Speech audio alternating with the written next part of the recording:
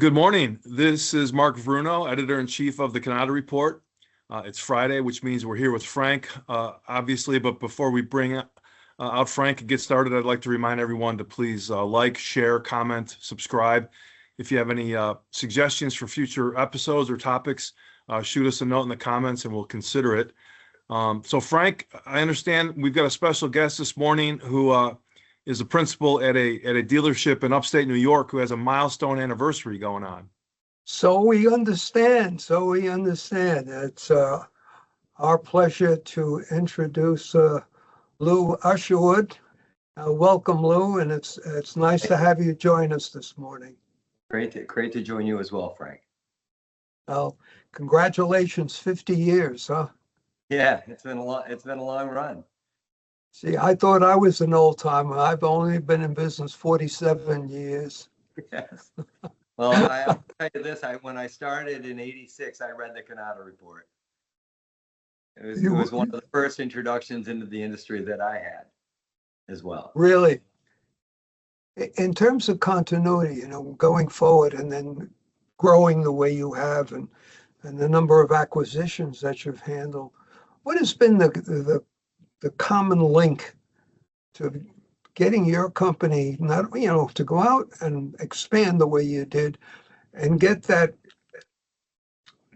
no loss of identity, who you are, and be very consistent? What would you say, how did you go about doing that? Well, I think offensively, we're somewhat opportunistic. And so that's been a benefit for us. We saw changes in the industry that were somewhat monumental at different times, and we took our shot. That was the one. But at the same time, I think defensively, we were very strong. We never lost sight of the customer being the most important focus that this company has. And so therefore, we made sure our services along the way never faltered and that we didn't bite off more than we could chew. I think you're certainly aware that profitability is a big issue for particularly the smaller dealers today. What would your advice be to them, how to deal with that? Well, I think like anything, the size of your dealership that you are at the time pertains to the type of investment that you're willing to make into new business ventures. It's very easy to rest on what you've always known, and that's your comfort zone, and that's important. But if you really want to strike out boldly into a new line of business or into something that is a little bit more complex than the copier business, then you really have to invest. You have to invest not only money, but resources in your mental resources. And, I had alluded earlier, my brother and I, when we decided to get into IT, it was 2001. And the first thing I said to my brother, he had a great background. My brother was a Novell administrator outside the company. He had learned DOS from the beginning, but he wasn't in my company. And so when I brought him in, I said, well, it's great that you know all this stuff, but we need to get certified. And I'll go with you if you'd like. Let's go to a Microsoft bootcamp. For us to become a Microsoft partner, we had to have two of us become certified.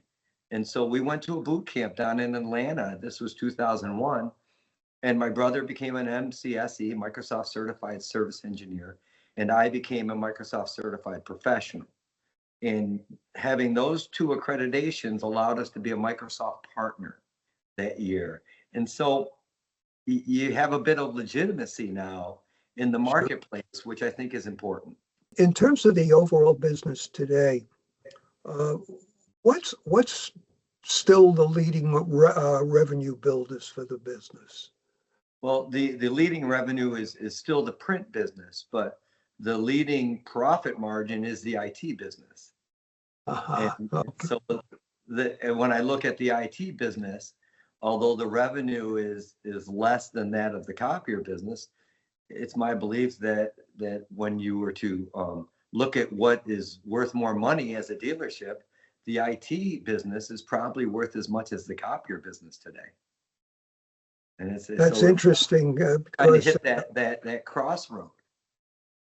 I think if I remember correctly, with all the numbers we're buzzing, something like 28% of the revenue for most dealers in our survey was what it came out to be.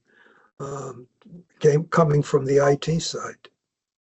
Yes, Uh, yes. that- We parallel that and a little more than that, but certainly the goal is to get parity with the copier business as soon as we can. In terms of the approaching the profitability, how do you think that the deal should be?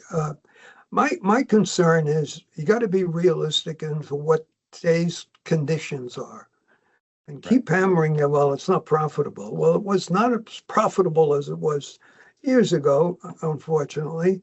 But is there anything you think, any advice that you could pass on to these dealers about increasing profitability?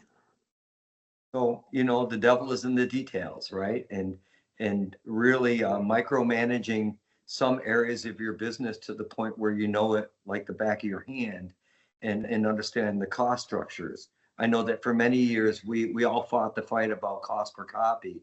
And when we had big national competitors talking about a $15 parts cost per call, and Usherwood at the time was doing about a $55 parts cost per call. And so we had to take that information and say, okay, well, can we do it better? We never thought we could, but if someone can do it for less and we haven't figured that out, then that's our problem. And so I think you look at all the different aspects of the business, parts reclamation being one. I think we're pushing $50,000 a month in parts reclamation now out to our techs. We never used to do that. We would be buying all these parts, and then we'd have all these trade-in copiers in one room, and we're not doing anything with them. Well, we reclamate those units now, and that adds a lot to our business, but decreases a lot of our expense out in the field.